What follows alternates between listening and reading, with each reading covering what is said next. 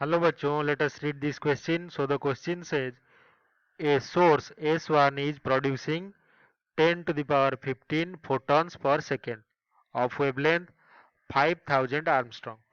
तो सोर्स जो 1 है S1 वो 10 टू द पावर 15 फोटॉन्स हर सेकेंड में प्रोड्यूस कर रहा है और हर एक फोटोन का वेवलेंथ कितना है 5000 Armstrong. Another source S2 is producing 1.02 into 10 to the power 15 photons per second of wavelength 5100 Armstrong. दूसरा जो सोर्स S2 है वो प्रोड्यूस कर रहा है 1.02 into 10 to the power 15 photon हर सेकेंड में और हर एक का वेवलेंथ है 5100 आर्मस्ट्रॉन्ग. तो हमें क्या फाइंड आउट करना है? Then power of S2 divided by power of S1. तो सोर्स 2 और सोर्स 1 का दोनों का जो पावर का रेशियो है वो हमें फाइंड आउट करना है कितना है. तो इस क्वेश्चन को सॉल्व करने के लिए हमारा जो की कॉन्सेप्ट है ये जान लेते हैं. सबसे पहले क्या है? तो की कॉन्सेप्ट हमारा है डुअल नेचर ऑफ लाइट. तो डुअल नेचर ऑफ लाइट क्या होता है? तो लाइट हमारा पता है एक वेव होता है लाइट, लेकिन कभी कभी यही लाइट पार्टिकल की तरह भी बिहेव करता है, जो कि सबसे पहले फाइंड आउट किया था मैक्स प्लैंक ने, जर्मन फिजिसिस्ट. तो जो पार्टिकल होता है इसको हम क्या बोलते हैं? फोटोन. और इस फोटोन का जो एनर्जी होता है ई ऑफ फोटोन यानी कि पी इज इक्वल्स टू हमेशा एच न्यू होता है. और एच यहाँ पे क्या है? Planck's constant. तो इसका एक कांस्टेंट वैल्यू रहता है, उसको हम प्लैंक्स कांस्टेंट कहते हैं. और जो एनर्जी होगा, total energy E is equals to होता है एन एच न्यू, यानी कि नंबर ऑफ फोटॉन्स एमिटेड कितने हो रहे हैं सोर्स से, उससे अगर हम एच न्यू यानी कि एक फोटोन का एनर्जी मल्टीप्लाई कर दें तो हमें जो एनर्जी टोटल है वो मिल जाएगा. तो अगर क्वेश्चन को देखें तो क्वेश्चन में हमारा दो सोर्सेस है. S1 एक सोर्स है, दूसरा सोर्स S2 है. S1 के लिए जो हमारा पावर होगा, पावर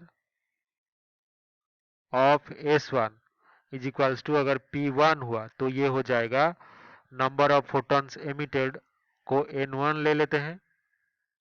तो ये N1 इंटू हो जाएगा हमारा जो फ्रीक्वेंसी है सोर्स 1 का न्यू इंटू एच, या फिर इसको हम लिख सकते हैं N1 into H into new 1 पर सेकेंड.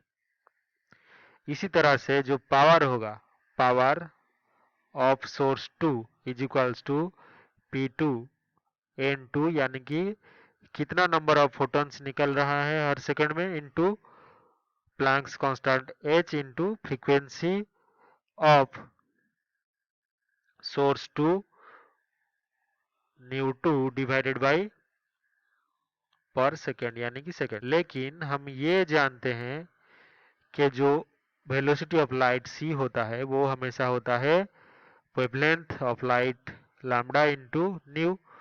तो जो न्यू होगा वो होगा c डिवाइडेड बाय लैम्डा. तो इसको अगर हम पुट कर दे न्यू 1 और न्यू 2 की जगह पे, हमारा इक्वेशन हो जाएगा P1 is equals to N1 into H into C divided by lambda.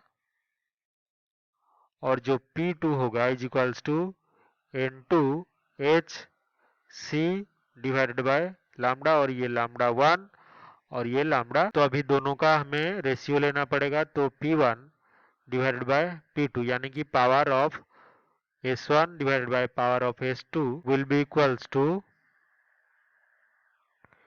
N1 HC divided by lambda 1, और इसे डिवाइड करना है N2 HC divided by lambda 2.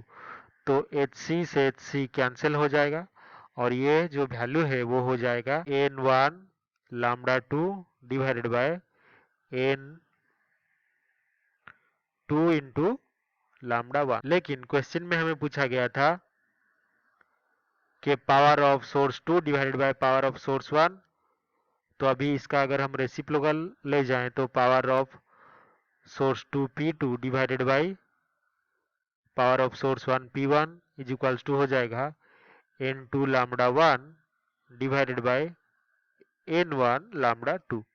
तो अभी जो वैल्यू है गिवन हम अगर पुट कर दें तो दूसरे सोर्स से हर सेकेंड में 1.02 into 10 to the power 15 number of photons emit हो रहे हैं विथ जो वेवलेंथ है फर्स्ट सोर्स का वो कितना है 5000 आर्मस्ट्रॉन्ग, तो 5000 और डिवाइड करना है कितना n1, यानी कि हर सेकेंड में सोर्स 1 से 10 to the power 15 photon emit हो रहे हैं, मल्टीप्लाई करना कितना है लैम्डा 2, यानी कि सोर्स 2 का जो वेवलेंथ है 5100। तो इसको सिंप्लीफाई करने पर जो आंसर होगा वो होगा हमारा 1.00। तो यही हमारा फाइनल आंसर है कि power of source 2 divided by power of source 1 is equals to 1। First option 0.98 गलत, सेकेंड ऑप्शन 1.00 ये सही होगा, यही हमारा आंसर है। तीसरा ऑप्शन 1.02 गलत, फोर्थ ऑप्शन 1.04 ये भी गलत। तो only option 2 is correct. This is the final answer. I hope you have understood this well. Best of luck.